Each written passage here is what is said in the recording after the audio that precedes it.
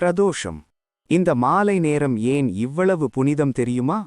திரையோதசி திதியின் அந்த மாலை நேரமே பிரதோஷ காலம். சிவபெருமானுக்கு மிகவும் பிரியமான நேரம். புராணங்களில் கூறப்படுவது என்னவென்றால், தேவர்களும் அசுரர்களும் அமிர்தம் பெற பார்க்கடலை கடைந்தனர்.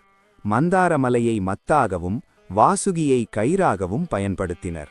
அப்போது வெளிவந்தது ஆலகால விஷம், உலகமே அழியும் நிலை. அந்த நேரத்தில் சிவபெருமான் உலகை காற்பதற்காக அந்த விஷத்தை அருந்தினார்.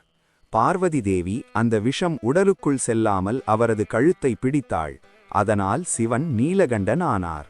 அந்த திரையோதசி மாலை தேவர்கள் நந்தி முன் நின்று சிவனை பிரார்த்தித்தார்கள். அந்த புனித மாலை நேரமே இன்று நாம் பிரதோஷம் என்று கொண்டாடுகிறோம். பிரதோஷ மாலையில் சிவனை நந்தி வழியாக வழிபட்டால் பாவங்கள் நீங்கி மன அமைதி, குடும்ப நலம் கிடைக்கும் என்று நம்பப்படுகிறது.